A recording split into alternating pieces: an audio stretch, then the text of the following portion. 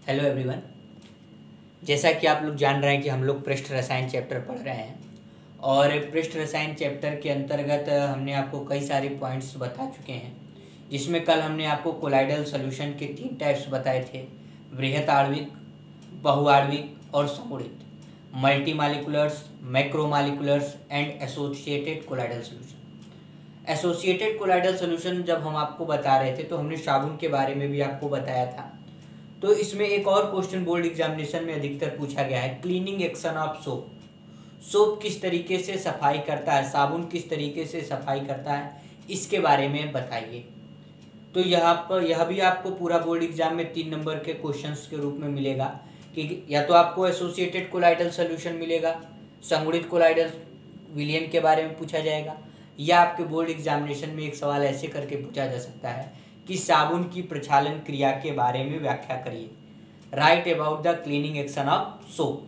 तो साबुन के बारे में कैसे साबुन सफाई करता है यह हमने आपको कल बताया था, लेकिन एक बार इसको अलग टॉपिक के रूप में हम आपको फिर से बता रहे हैं।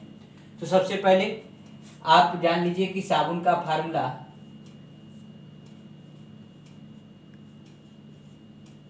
ये सोडियम पामिटेट है और ये है C17H35CON।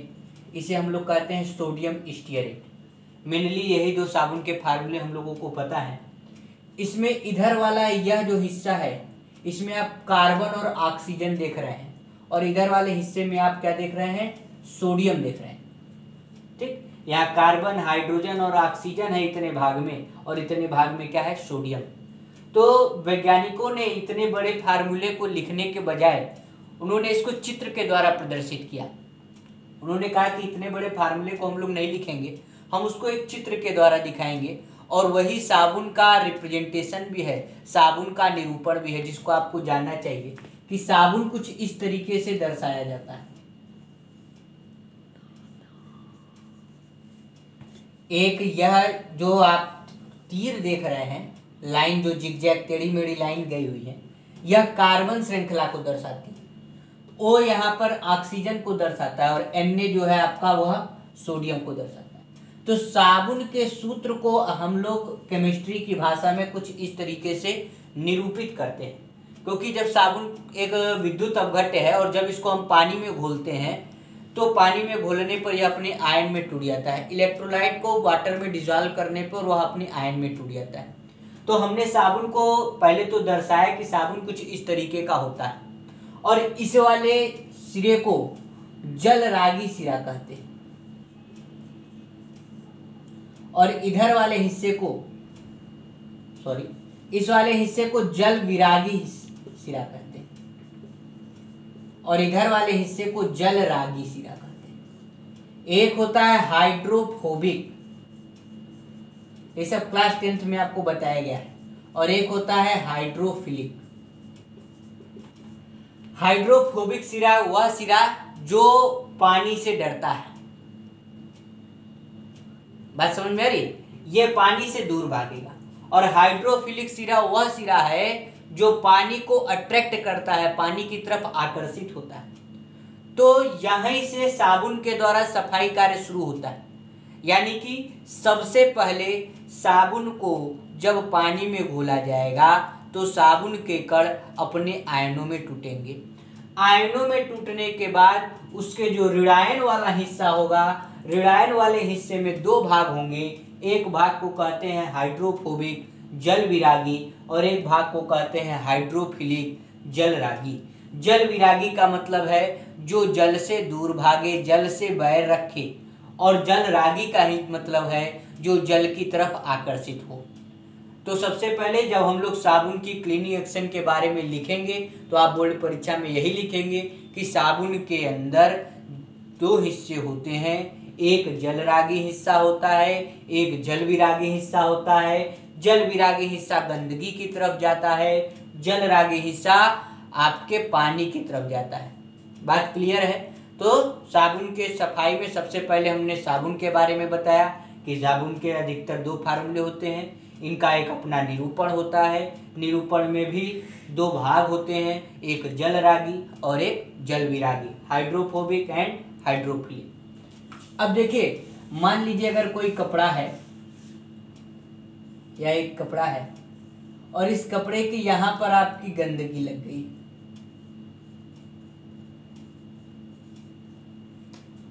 ठीक। अब साबुन सफाई कैसे करेगा? तो सबसे पहले क्या होगा, इस कपड़े को हम लोग पानी में डुबोएंगे। इस कपड़े को हमने लोगों ने क्या किया, पानी में डिसॉल्व कर दिया, डुबो दिया। और साबुन के कण इसमें हमने क्या किए, साबुन के कणों को इसमें हमने साबुन के कणों को मिला दिया।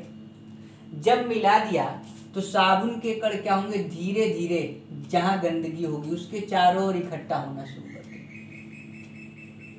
एक बैग नहीं, आराम से धीरे धीरे जहां पे गंदगी होगी उसके चारों ओर इकट्ठा होना शुरू कर देंगे। और इकट्ठा कैसे होंगे, तो वही अपने काम से, जो जल विरागी हिस्सा है वो गंदगी की तरफ जाएगा और जल रागी हिस्सा है वो पानी की तरफ जाएगा। एक हिस्से को गंदगी अपनी ओर खींचेगी और एक हिस्से को पानी और अपनी ओर खींचेगा। यह प्रक्रिया लगातार चलती रहेगी और एक समय ऐसा आएगा कि गंदगी वाला हिस्सा कपड़े से क्या हो जाएगा, छूट जाएगा, मिशेल, और आपका कपड़ा क्या हो जाएगा, शुद्ध हो जाएगा, साफ हो जाएगा। यही होती है साबुन की निछालन या प्रक्षालन क्रिया, क्लीनिंग एक्शन ऑफ सोप। फिर से समझिए, कपड़े में गंदगी होगी, जैसे मान लीजिए अगर यह कपड़ा है, इसमें यहाँ पर हमने गंदगी रखी है, जैसे इसको पानी में डिप किए, साबुन के कण इसको चारों ओर से घेर लेंगे।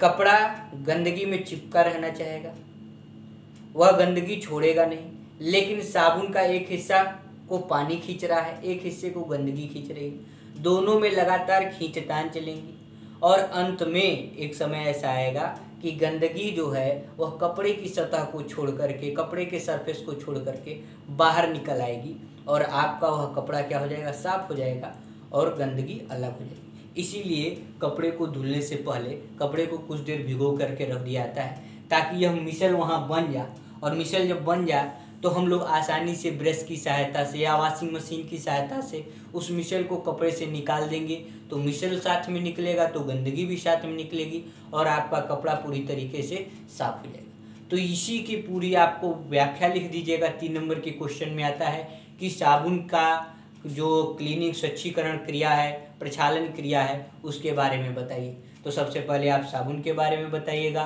साबुन के 2 सिरों के बारे में बताइएगा, फिर बताइएगा कि कैसे यह गया और कैसे जो है जो साबुन के कण हैं वो गंदगी के चारों ओर जा कर के इकट्ठा हुए और आपके साबुन के द्वारा कपड़े की सफाई की गई। तो यह जो था हमारा आखिरी टॉपिक था।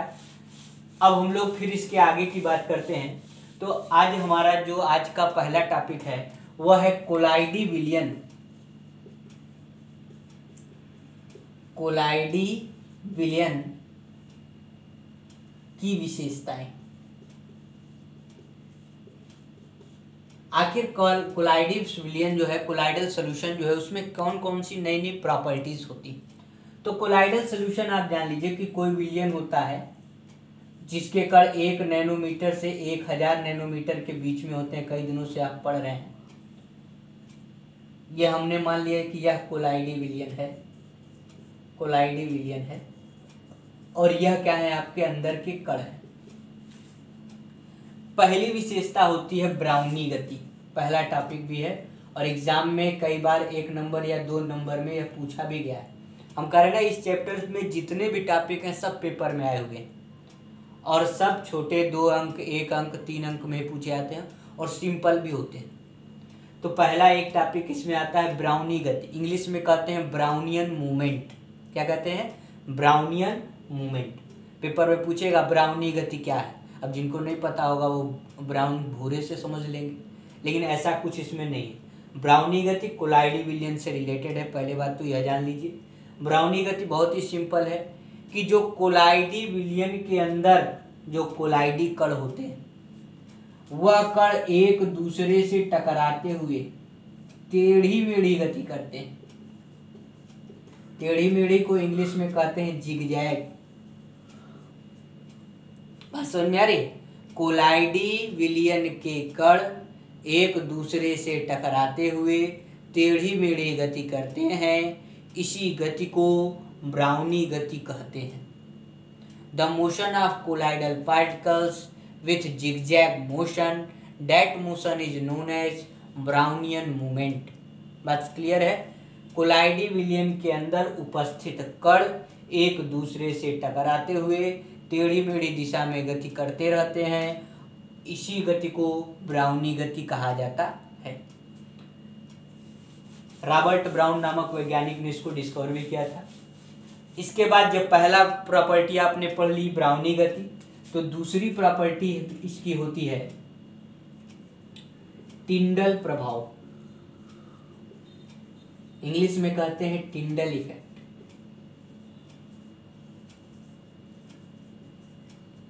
अब टिंडल प्रभाव, टिंडल इफेक्ट क्लास 10th में भी आप कोर्स में पढ़ चुके होंगे। फिजिक्स में आपको प्रकाश किरण पाठ में पढ़ाया गया होगा।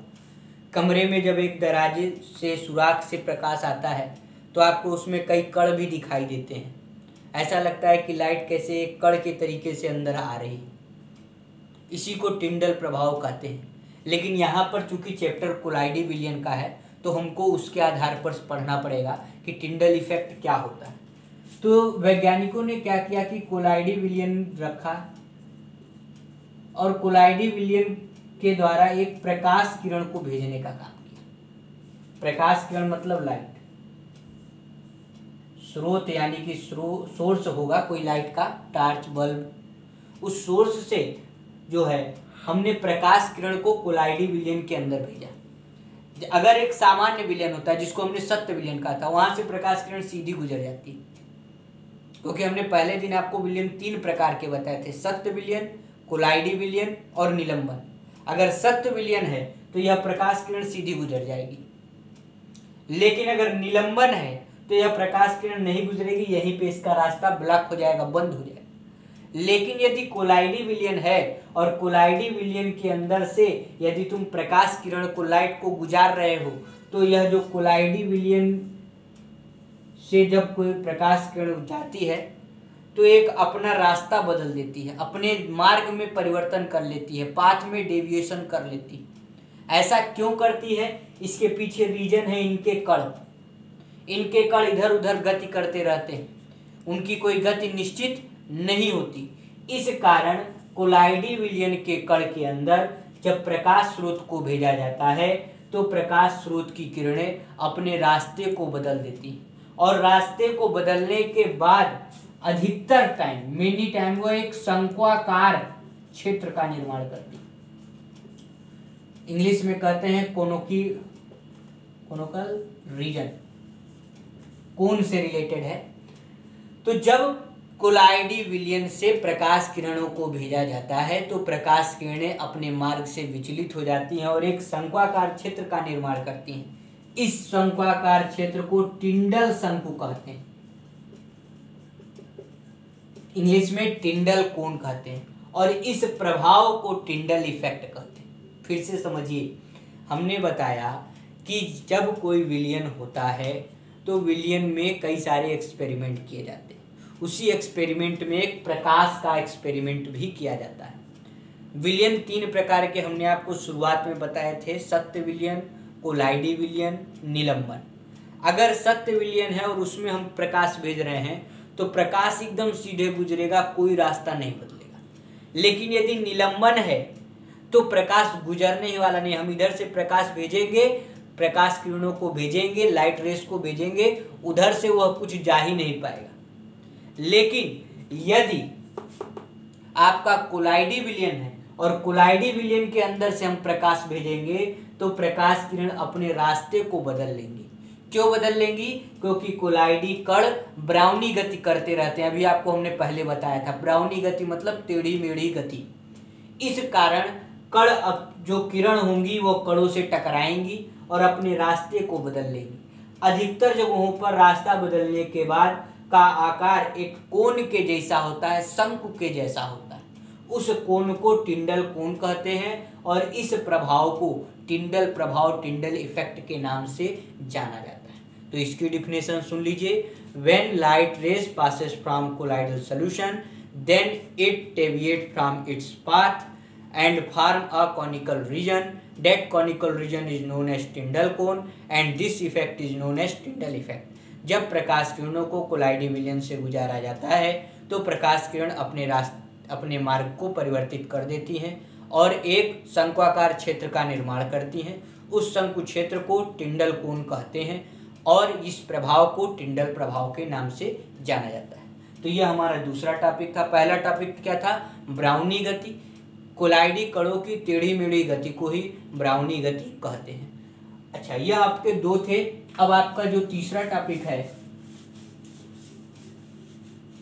तीसरी विशेषता, वो है विद्युत कण संचलन। इन दोनों टॉपिकों में सबसे अधिक इम्पॉर्टेंट टॉपिक विद्युत कण संचलन, इंग्लिश में कहते हैं इलेक्ट्रोफोरेसिस। फिर से वही कोलाइडी विलयन ले लीजिए, उसके अंदर के कोलाइडी कण ले लीजिए। कोलाइडी विलयन होगा और कोलाइडी कण होगा।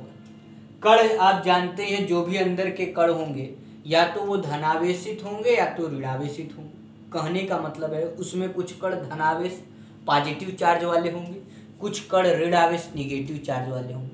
तभी पॉजिटिव और निगेटिव कंबाइन होकर के न्यूट्रल होगा और यह अस्तित्व में दुनिया में पाया जाएगा, एग्जिस्ट कराएगा। भैया बिना न्यूट्रल चीज़ें दुनिया में नहीं पाई जाती।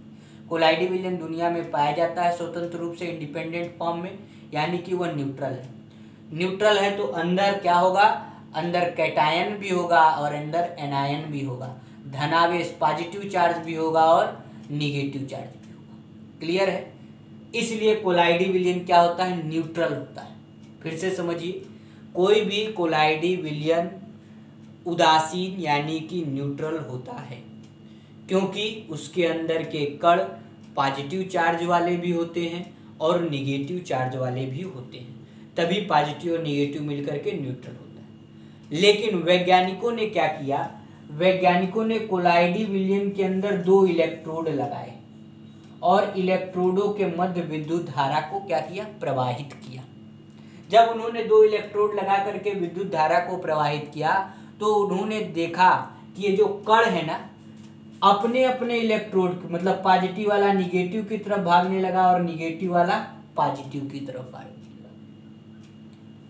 विद्युत कण संचलन, विद्युत धारा द्वारा कणों का अपने अपने इलेक्ट्रोडों की तरफ गमन करना ही विद्युत कण संचलन कहलाता है। The process of colloidal particles at their electrodes with the help of electric current or influence of electric current, that process is known as electrophoresis। फिर से समझिए, हमने बताया कि कोई भी कोलाइडी विलयन होता है तो कोलाइडी विलयन के अंदर कण होंगे। कण होंगे तो कणों में कुछ कण पॉजिटिव होंगे और कुछ कण निगेटिव होंगे। पॉजिटिव और निगेटिव कणों को अलग अलग तो हम आसानी से कर नहीं सकते, लेकिन वैज्ञानिकों ने क्या किया? उन दोनों के अंदर एक एक इलेक्ट्रोड लगाया, एक पॉजिटिव इलेक्ट्रोड और एक निगेटिव इलेक्ट्रोड। एक को हम लोग सामान्य केमिस्ट्री की भाषा में कैथोड कहते हैं और एक को एनोड कहते हैं। जब उसको हमने लगाया तो देखा कि जैसे ही इलेक्ट्रिक करंट फ्लो किया तो अंदर के कण अपने अपने इलेक्ट्रोड की तरफ भागने लगे। इस प्रक्रिया को ही विद्युत कण संचलन इलेक्ट्रोफोरेसिस कहते हैं। इलेक्ट्रिक करंट के इन्फ्लुएंस में कोलाइडल पार्टिकल्स का अपने अपने इलेक्ट्रोड की तरफ पहुंचना ही इलेक्ट्रोफोरेसिस कहलाता है। इसका कुछ किताबों में डायग्राम ऐसे करके भी बनाया होगा। उसने अपने इलेक्ट्रोड कुछ ऐसे लगाए होंगे, एक इधर से इलेक्ट्रोड लगाया होगा, एक इधर से इलेक्ट्रोड लगाया होगा और कण भर दिए होंगे अंदर। जैसे ही कण भरने के बाद जैसे ही इस इलेक्ट्रोड में बिजली प्रवाहित किए, ये दोनों इलेक्ट्रोड हैं यहाँ पे जो चौकोर हैं, तो कुछ कण इस इलेक्ट्रोड के ऊपर आ गए और कुछ कण इस इलेक्ट्रोड के ऊपर आ गए। तो विद्युत धारा के द्वारा कोलाइडी कणों का अपने अपने इलेक्ट्रोडों की तरफ प्रवाह करना ही विद्युत कण संचलन कहलाता है। तो ये हमारा तीसरा टॉपिक था जो कि आपको समझ में आ गया होगा। और जो हमारा चौथा टॉपिक है आज का, वो है स्कंदन। छोटा सा टॉपिक है कि कोई भी कोलाइडी विलयन होगा कोलाइडी विलयन होगा। और इस कोलाइडी विलयन में विद्युत अपघट्ट को इंग्लिश में इलेक्ट्रोलाइट कहते हैं, कल भी बताया था। किसी भी कोलाइडी सॉल्यूशन में जब विद्युत अपघट्ट को मिलाया जाता है तो वह सॉल्यूशन नष्ट हो जाता है और अवक्षेप बना देता है। सॉल्यूशन खत्म, क्या बन जाता है? अवक्षेप बना देता है। इस प्रक्रिया को स्कंदन, इंग्लिश में कोआगुलेशन कहते हैं। फिर से समझिए, when we put any electrolyte in colloidal solution then it convert into precipitate, अवक्षेप का इंग्लिश होता है precipitate, that process is known as colloidal solution, that process is known as coagulation. फिर से समझिए, किसी कोलाइडी विलयन में विद्युत अपघट्ट को मिलाने पर कोलाइडी विलयन अवक्षेप का निर्माण करता है। इस प्रक्रिया को स्कंदन कहते हैं। अब इसी में एक टॉपिक और है, स्कंदन मान, इंग्लिश में हम लोग कहते हैं कोआगुलेशन वैल्यू। तो कोलाइडी विलयन यहाँ निश्चित हो जाता है। 1 लीटर कोलाइडी विलयन का अवक्षेप बनाने में जितने ग्राम इलेक्ट्रोलाइट की जरूरत होती है उसे हम लोग कोआगुलेशन वैल्यू, स्कंदन मान कहते हैं। फिर से समझिए, स्कंदन क्या होता है? सिंपल सा टॉपिक है। कोलाइडी विलयन को अवक्षेप में बदलने का तरीका किसके द्वारा? इलेक्ट्रोलाइट, विद्युत अपघट्ट के द्वारा, स्कंदन कहलाता है। 1 लीटर कोलाइडी विलयन को अवक्षेप में बनाने के लिए जितने विद्युत अपघट्ट की जरूरत होगी उसे कोआगुलेटिंग वैल्यू कहते हैं। तो आज हम लोगों ने फिर से 4 टॉपिक पढ़े। पहला टॉपिक पढ़ा हम लोगों ने ब्राउनी गति, कोलाइडी विलयन की टेढ़ी मेढ़ी गति को ब्राउनी गति कहते हैं। दूसरा टॉपिक जो हमने ब्राउनी गति के बाद पढ़ा वो टिंडल प्रभाव पढ़ा। कोलाइडी विलयन के अंदर से जब हम लोग प्रकाश किरणों को भेजते हैं तो वो अपने रास्ते को बदल लेती हैं और टिंडल जैसी शेप बनाती हैं, टिंडल कोन जैसी शेप बनाती हैं और इस प्रभाव को टिंडल प्रभाव कहते हैं। तीसरा हमने पढ़ा विद्युत कर्षण चलन, विद्युत धाराएं द्वारा कोलाइडी कणों का अपने अपने इलेक्ट्रोड में प्रवाह करना ही विद्युत कर्षण चलन कहलाता है। और चौथा हमने पढ़ा स्कंदन, इसमें हमने बताया कि कोलाइडी विलयन में जब विद्युत अपघट्ट को मिलाते हैं तो कोलाइडी विलयन धीरे धीरे अवक्षेप में परिवर्तित हो जाता है। यह प्रक्रिया स्कंदन कहलाती है। और लास्ट टॉपिक हमने पढ़ा स्कंदन मान। 1 लीटर कोलाइडी विलयन को अवक्षेप बनाने के लिए जितने विद्युत अपघट्ट की जरूरत होती है उसे स्कंदन मान कहते हैं।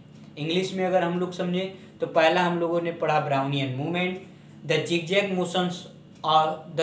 Motion of colloidal particle is known as Brownian movement. दूसरा टॉपिक हम लोगों ने पढ़ा Tyndall effect, when a beam of light passes from colloidal solution then it deviate from its path and form a conical region. That conical region is known as Tyndall cone and this effect is known as Tyndall effect. इसके बाद हम लोगों ने तीसरा पढ़ा electrophoresis, the phenomena of turning the colloidal particles towards their electrode with the influence of electricity. That phenomena is known as electrophoresis. चौथा हमने पढ़ा coagulation, that when an electrolyte dissolve in an colloidal solution then it turn into precipitate. This process is known as coagulation.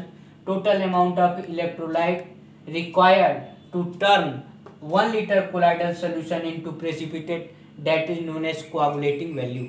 तो 5 topic आज हमने पढ़े, तो आज के लिए इतना ही, कल हम लोग फिर से पढ़ेंगे।